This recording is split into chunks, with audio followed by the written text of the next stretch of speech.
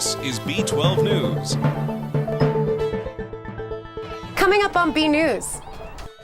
The Bainbridge Island 4th of July Parade, best parade in America. We'll show you the sights and sounds of the Bainbridge Island Grand Old 4th of July Parade. And goodbye, January. Hello, summer. The heat is on and we'll have tips to stay cool and safe. Plus, in Close-Up, we'll tell you all about a camp changing lives and the world, one summer at a time. Those stories and more on this week's B News. Now, this is B12 News. Welcome to B News. It's your island, your neighbors, your newscast. I'm Liz Poland. The 4th of July has come and gone, but not without leaving behind some amazing memories, especially from the parade. The Chamber of Commerce tells us more than 90 different organizations marched through downtown. The Chamber also estimates around 30,000 people were watching from the sidelines. BITV was also there. Here's a look at all the fun.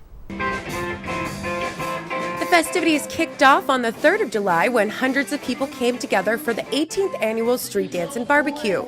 At 6 o'clock, Winslow Way turned into an old-fashioned block party. There was plenty of singing, dancing, and some pretty serious chalk artists at work.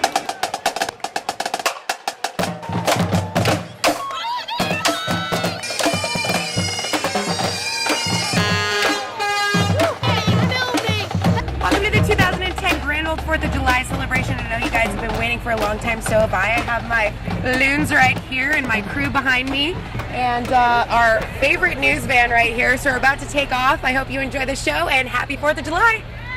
And what a happy 4th of July it was. To the folks from Bainbridge Island Television and B News. 20 of us from BITV wore our matching yellow shirts and hit Madison Avenue for the 43rd annual parade. Our team was complete with signs, candy, cameras, and our newest addition, our shiny news van. But believe it or not, we weren't the only sight to be seen. From twirling giant pies, airplanes suspended on trucks, live animals, and a first for the celebration, a giant slide, this year did not disappoint. So aside from the amazing floats, what is it that people look forward to most on the 4th of July? Enjoying the parade. That's the best thing. Candy? Candy? I've heard that a lot. But others, like my mom, didn't come for the candy. Seeing you at the parade, what do you think? Aw, thanks, Mom. Well, all jokes aside, it seems that most of all, the crowds keep coming back year after year to celebrate a parade that some say capture the spirit of Bainbridge. Well, we think the reason Thomas Jefferson wrote the Declaration of Independence is so we could have the Bainbridge Island 4th of July Parade. I think this is amazing.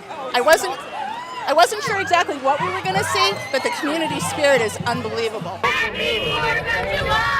Happy 4th of July! Happy 4th of July!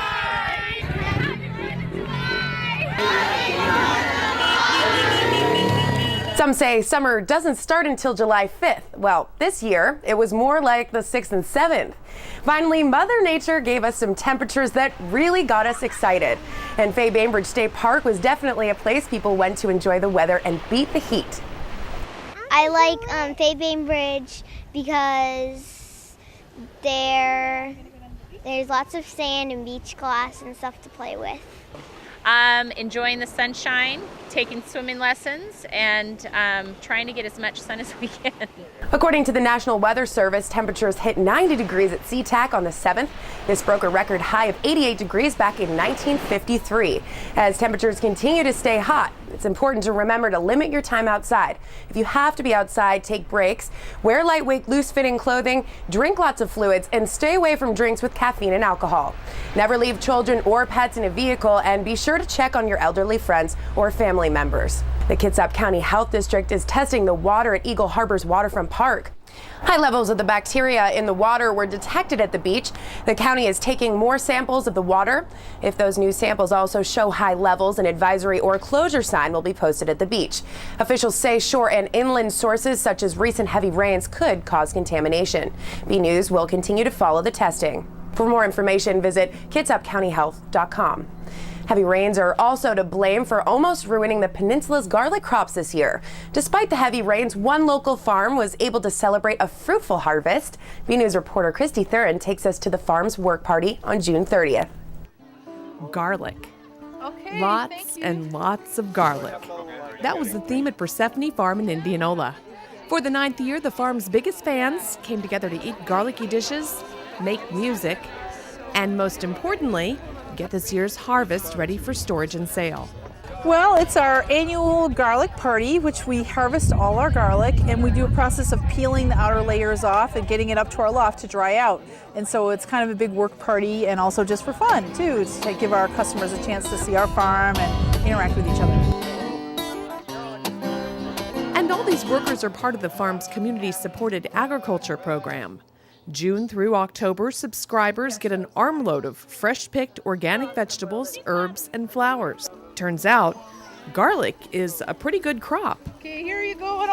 Brown says they grow a lot and sell it all. Plus, it uses our field in a nice way in that we put it in the fall and take it out now so we can get another crop in the same year. So for us, it's profitable in that way, in that it's using a season that is not the peak farming season. About 50 friends of the farm peeled around 1,000 garlic bulbs in 2 hours. Half of the crop had been harvested earlier due to heavy spring rains. So the garlic has been harvested from this field, and the folks who spent the evening polishing the garlic will continue to receive it in their CSAs throughout the coming months. For B News, I'm Christy Thurin. You can sample Persephone Farms garlic and other organic produce at the farmers market every Saturday.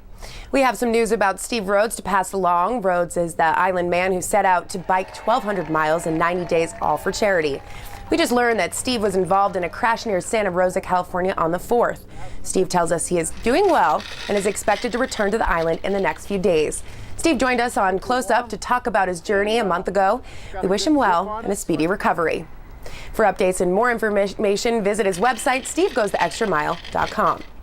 Well, Boy Scout Troop 1564 has an Eagle Scout in the making. The 18-year-old had an idea that would not only get him his badge, but also help his community. With a little help from some timber framers, he got to work last week. B News reporter Brad Camp has his story. The Japanese American Internment Memorial here at Pritchard Park on Bainbridge is a national landmark.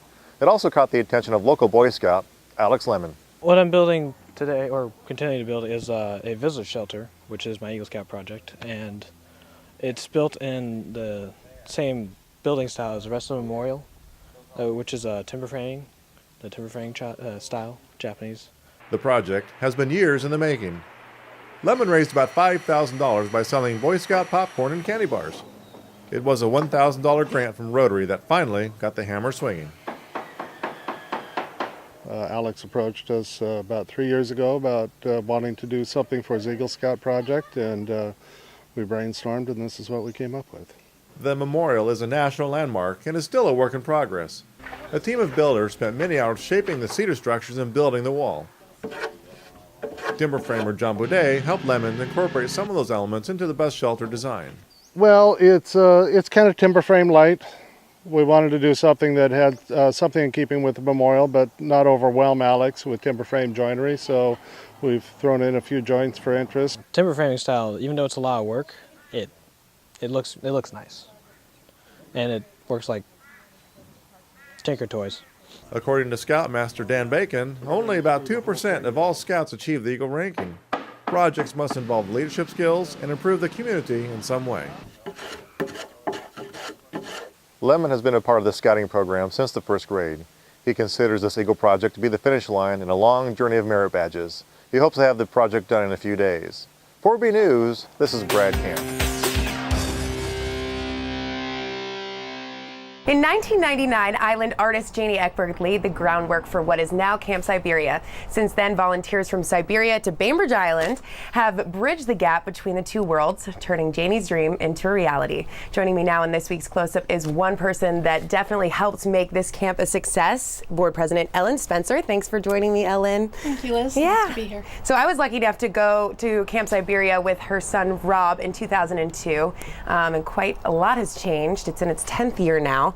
So why don't you start out by telling us a little bit about what Camp Siberia is? Well, essentially Camp Siberia in its purest form is a summer camp for Russian orphans, an American-style camp with songs and games and crafts and hikes and things like that. But branching from that is a great deal more in support for kids who don't have a lot of hope in their lives, and a broadening experience for the American kids who help them. That's great. I want to hear this story. I know it's kind of a neat one about Janie and how it all came to be. Janie was one of a number of people on Bainbridge Island who participated in some theater exchanges with BPA in the 1990s. And through those exchanges, some friendships were formed, and she ended up going to Russia to work as a costume designer for one of the theaters. Janie made her career as a textile artist. Again, friendships ensued, and she kept going back, and kind of by a fluke of politics and the fall of the Soviet Union, she was able to buy a piece of land out in the country near some friends of hers and created this crazy idea of bringing American kids to work with Russian orphans. And they built a dacha, which is a summer home. Dacha, yes. A lot of Americans think of it as a huge kind of a house, because we think of the czars having dachas, but generally they are cabins with gardens, and the people in the cities go out for the summer and plant their vegetables for the winter. There was a little bit of a mix-up. I'm sure you remember this story, Liz. There was a bit of a mix-up in feet and meters when the plans were sent to Russia for Janie's dacha, and it came out 3 times bigger than intended. So you notice it when you notice go out it. there. You're coming along on the train across a ridge in Siberia, and there are little villages all along the way and funny little gingerbread cottages, and there on the hill is the big dacha. The big dacha. Yeah, well, it is beautiful. It is beautiful. So I think I've heard this question a lot, and I've wondered it in the past. You know, we too here have people and children in need. Why go all the way to Russia? Well, it's a good question. I think it's kind of been, in the early days, I think it was more necessary now than it is now. We lived very sheltered lives on Bainbridge Island, and to some extent kids still do, and I think they don't realize how much need is around. And in the early days, the lure and the exotic nature of going to Siberia was something that could grab a kid's attention, and a family's attention for that matter, and kind of break them into that awareness of need. When they come back, they see it and they recognize it, and they recognize that they can do something about it. Yeah. I think if we had said we're going to take them to East Bremerton or Seattle, or it wouldn't have had the allure, and people wouldn't have stepped up to do it. Right. And now it's been around long enough that I don't think we have to bridge that hurdle quite so much, but because especially our kids come back and they do help. They continue to help in places closer to home. So this has been impacting the kids here. I mean, they're teenagers, so this is a huge, huge eye-opening experience. For me it was, and I know I can imagine for them. What does it do for the other side, for the kids in Russia? It gives them hope. It tells them that there is, in fact, love in the world and good things can happen. These are children who have experienced terrible hardships. Yeah. Most of us cannot imagine what it would be like to be a child left in a train station and have a parent go away and just walk off and never come back for you. Yeah. Or to watch a parent be murdered. And, you know, these stories are fairly commonplace among these children. And they've been hurt so many times that the fact that these Americans come, give them their undivided attention, play with them, hug them, sing with them, means everything. Yeah. You go into the orphanages now, and next to each bed is a little handmade frame that the children have made at camp that has a picture of their American. And that's a very impactful thing for them. Yeah. Brings back memories for me. I sure hope that other people can experience this, and I know that the kids just took off, right? They left on the 5th. And where are they now? Right now they are on a train, an overnight train between Moscow and St. Petersburg. I will get a call their morning, my middle of the night, when they arrive, and they'll be back here on the 24th. Okay, well, I'm wishing them luck and thinking about them. If you're interested in donating to Camp Siberia, learning more about volunteering, or becoming a counselor, visit their website at campsiberia.org. Ellen, it was so good to see you. Thanks for stopping by. Enjoy the warm weather. Indeed. Okay, and here's Kaylin Murphy to fill you in on some fun things to do in this week's What's Happening. Thanks, Liz. Well, I hope everyone had a great 4th of July. We have a lot going on in this week's What's Happening. There are events for readers, wine connoisseurs, and theater goers. Plus, we have a new feature. I headed across the bay to find 3 fun things happening in Seattle this month. So let's get started. Eagle Harbor Book Company is hosting an afternoon with Seattle author Peter Donahue on Sunday, July 11th, starting at 3 p.m. Donahue will be reading from his book, Clara and Merritt. Then later in the week, on July 15th, Eagle Harbor will host author Suzanne Rebecca. Starting at 7:30 p.m., Rebecca will read from her book, Death is Not an Option. Both events are free and open to the public and include a question and answer session. Keeping with the reading theme, he was recently featured on the NewsHour with Jim Lair, and now poet Paul Hunter is coming to Islandwood. Hunter will be speaking on the links between art and farming, so this should be a very interesting event. Hunter has published several collections of farming poems, one of which received the 2004 Washington State Book Award. Kitsap Community Agriculture Alliance is hosting the event Tuesday, July 13th from 5:30 to 8:30 p.m. at Islandwood. Tickets are $10 at the door, but the event is free for new and returning KCAA members. Okay, so who didn't want to live in a treehouse, race ostriches, and hang out with a pet elephant after seeing Swiss Family Robinson? If you're like me and you love that movie, you'll definitely want to gather up the family for our next event. Bainbridge Island Library is hosting Family Movie Matinee on Friday, July 16th, starting at 3 p.m. Swiss Family Robinson is the featured movie, and the event is free. On Saturday, July 17th, the Bainbridge Island Public Art Committee is unveiling Pod, the newest public art piece for downtown Winslow. During the dedications, guests will be able to meet the artist and participate in hands-on workshops. The event will be held on the corner of Madison Ave and Parfit Way and runs from 1 p.m. to 3 p.m. All right, so it's time for another Bainbridge Winemakers Weekend. Find out why Walla Walla, Napa, and the Willamette Valley have nothing on wine's newest destination, Bainbridge Island. All of the wineries are open for tastings from 12 to 5 p.m. on Saturday, July 16th and Sunday, July 17th.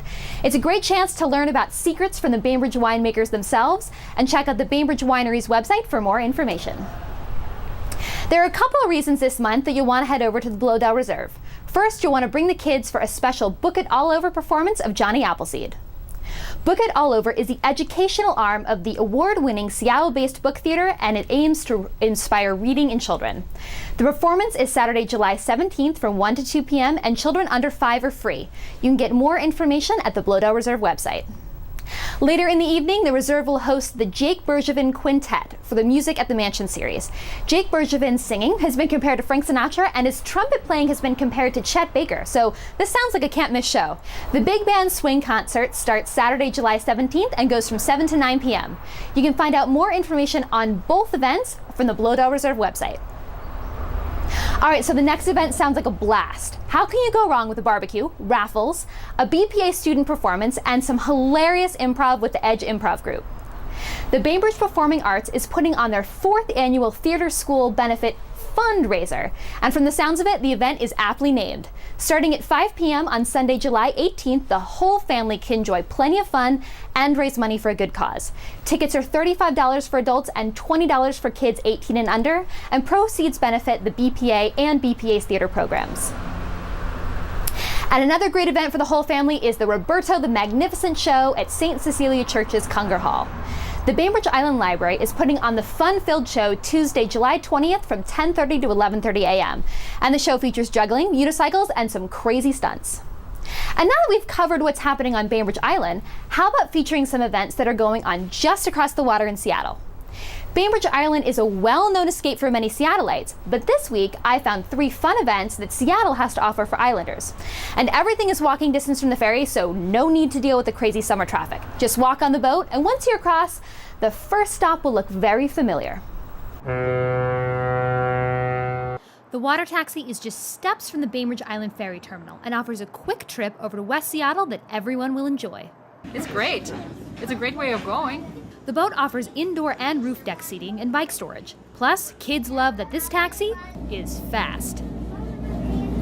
Before I knew it, we had reached our destination. Water taxi is really cool. It's 10 minutes, and here I am, already in West Seattle, so let's find some fun things to do. West Seattle feels like a vacation destination. Once you're here, you can rent bikes, take kayak lessons, and even learn to longboard. Or you can just sit outside and relax. This couple enjoyed their trip to West Seattle. Really fun. So much fun. And they were looking forward to taking the free, yes, I said free shuttle over to Alki Beach. When it was time to head back, the sun was shining, so I chose to sit on the roof deck and take in the views of the Seattle skyline, home to the iconic Next Stop. Chances are that you've been to the Pike Place Market before, but you probably don't know all the insider secrets. Sure, you know about the fish and the fresh produce, but to get an inside look at the market, stop by the information booth near the entrance for info on Pike Place Market food tours. You can get a history lesson and some of the best bites the market has to offer. Some tour highlights include a trip to the original Starbucks and samples of some very famous award-winning chowder. And here at Beecher's Cheese, you can get a glimpse behind the scenes. Okay, so behind me, you can actually watch them make fresh cheese, which is very cool. Definitely one of those authentic Pike Place Market experiences. And you might want to pick up something for dinner as we head to Benaroya Hall, our third stop. This is the best music you'll hear in Seattle. Connie Cooper is talking about music under the stars. Monday, Wednesday, and Friday evenings in July, Seattle Chamber Music broadcast their 7 p.m. recitals and 8 p.m. concerts to listeners dining al fresco. And while attending the symphony usually costs a pretty penny, this experience is much less expensive. This is free for anybody, so people can bring their children, people who are walking by can just come in off the street and enjoy it. It's just a great way to really experience the urban festival right here. Diners were enjoying their meals and looking forward to an evening filled with music. And it looks like it's going to be really nice. And with the warm temperatures and music playing in the background, I can't think of a better way to spend a summer evening. Well, that's what's happening in Seattle, and if you have any events you'd like us to know about here on Bainbridge, I'd love to hear from you. Just email me at caitlin@bitv.org. Liz, back to you.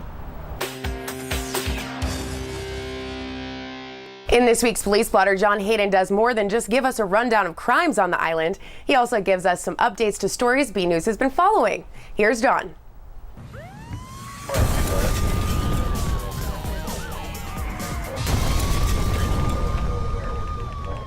Good evening. I'm John Hayden. For your information, the Bainbridge Island Police Department has reported the following incidents. The Waterfront Park stage, which was recently repainted by volunteers after suffering months and months of graffiti damage, presented itself as a fresh new canvas for some despicable vandals who once again desecrated the area with graffiti. Luckily, the city was able to repaint the stage in time for the 4th of July festivities at a cost of approximately 3 cell phone violation tickets. Speaking of tickets, JB, a friend of the show, called in recently wondering if I might know how many of these cell phone violation tickets have been issued on the island. And I can honestly say, I don't know. But I did read that the Bremerton Police Department had recently issued 38 tickets in a 2.5-hour period. Wow! If they keep that up 24/7 at $124 a pop, their money problems are over.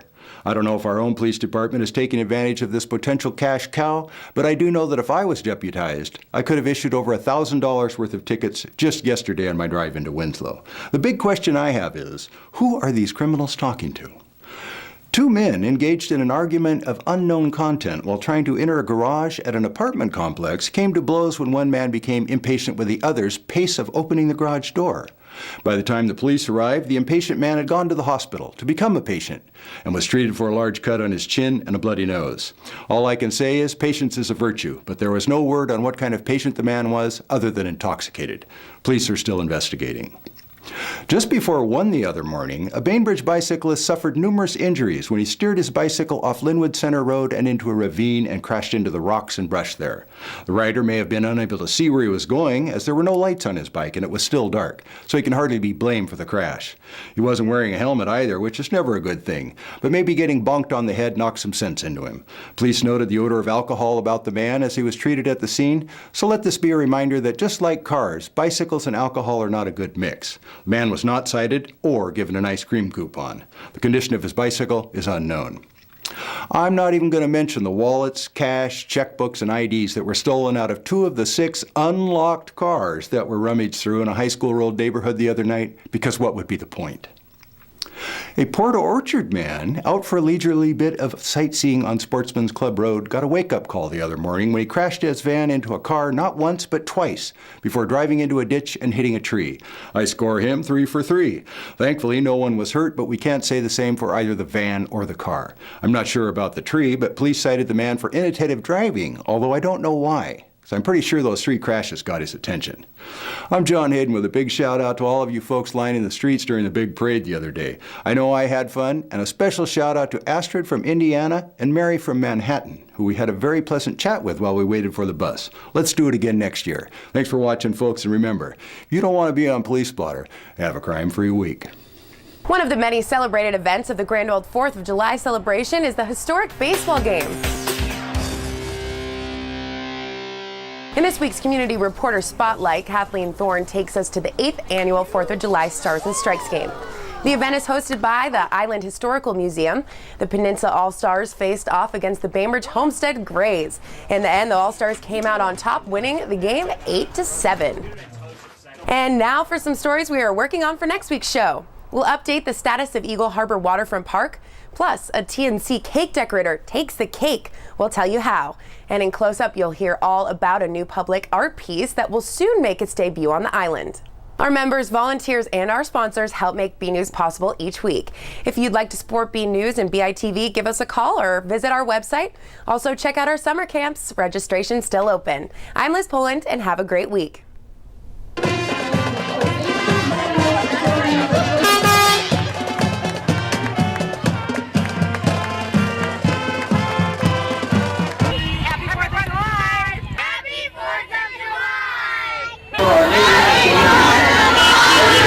Happy 4th of July to everyone. Happy 4th of July. Happy 4th of July. Happy 4th of July. Happy 4th of July. Happy 1st of July.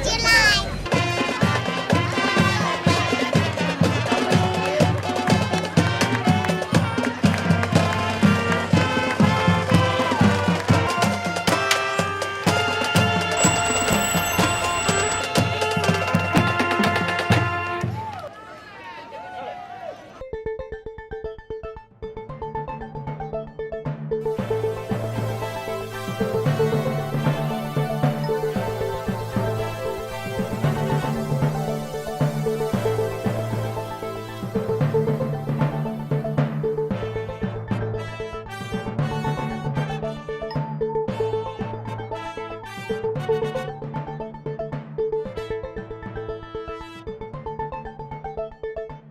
you.